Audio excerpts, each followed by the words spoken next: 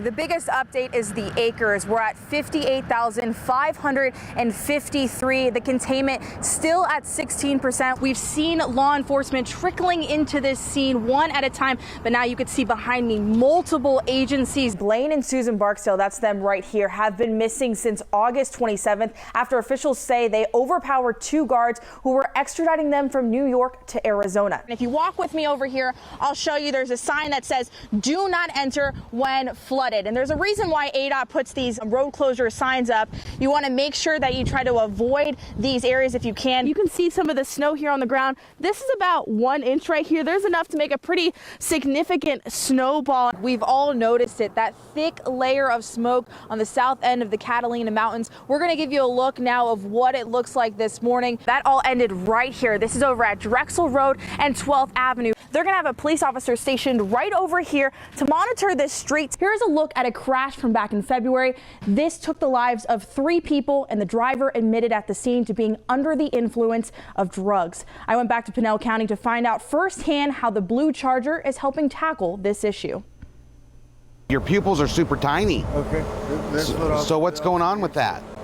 I'm not exactly sure. Right. The eyes usually tip me off first, and then I'll pull them out of the car and I'll do the standard field sobriety tests. Follow this pin right here with your eyes and don't move your head, okay? And using the field sobriety test at that point in time will determine if they're impaired or not. In 2018, Deputy Charles Schmidlin made 728 DUI arrests involving both alcohol and drugs. He works the DUI task force at least once a month.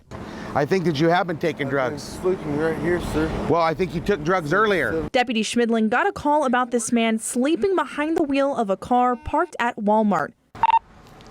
Tom 13, I'm of a 1015 692. He says 80% of his calls are like this, DUI drug related. Specifically with DUI drugs, that I like to use is the Romberg balance. Start whenever you're ready.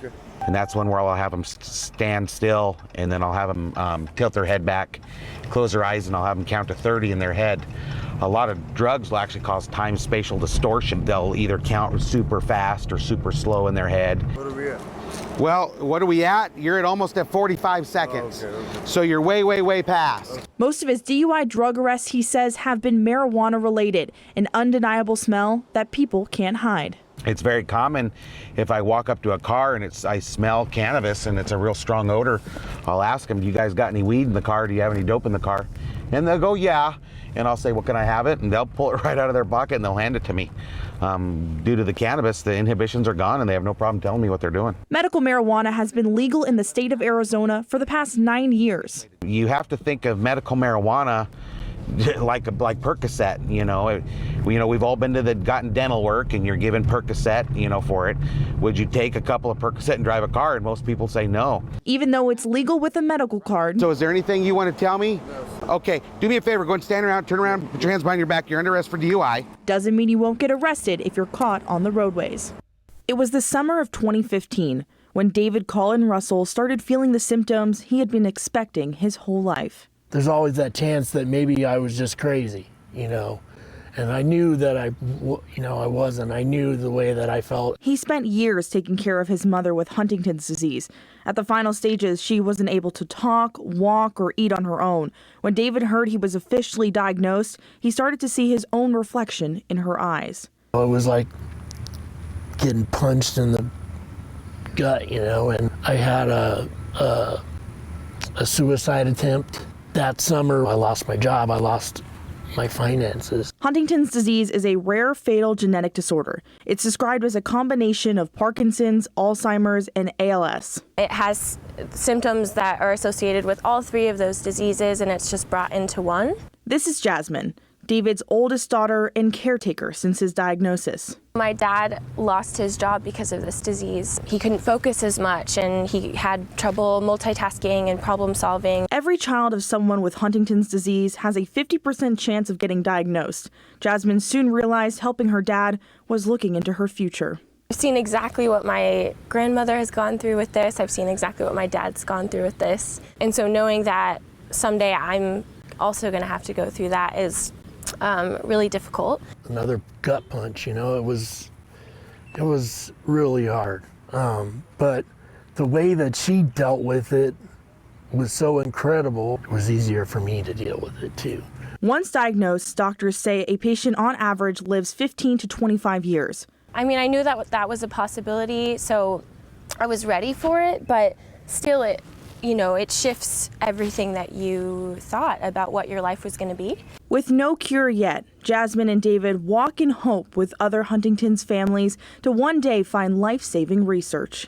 It's not just the people that are dealing with those diseases right now, but it's their kids and their grandkids and their great-grandkids.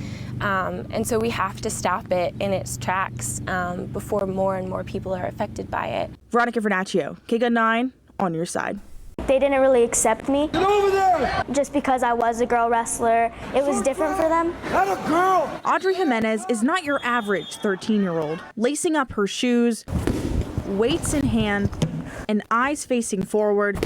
To be able to train like in a sport that's not really meant for girls, and you could like stand out. Audrey says she's never seen her gender as an obstacle when wrestling for the gold. It's like all up to you of how much you want it. Audrey has been training at Sunnyside High School with the boys' varsity team since she was 11. She said, I want to be the best I can be. I want to be better than anybody that's ever come out of here. Audrey stuck to her word from day one and started training 6 days a week before school and after. From dusk to dawn, her teammates saw her hard work pay off. Is when they realize, oh, she's actually good, like why treat her any different? She trains like nobody's business. She works harder than anybody that walks in this gym. My go-to shot is a single, outside single, just because it's quick. Audrey won her first national championship this past summer. I get nervous before any tournament, but I also just remind myself to be confident. I've trained hard, trained for that moment, then I should do good and just wrestle my best, and no matter the outcome, as I have no regrets. From her workouts to her competitions, her eyes are on one goal. So 3 years from now, we're gonna see you in the Olympics? Hopefully. Now, next month, Audrey will be competing in Colorado Springs at the Olympic Training Center for a spot to represent Team USA in the Pan American International Wrestling Tournament, and we'll be following her story right here on KGUN 9 as she continues to represent Tucson across the world.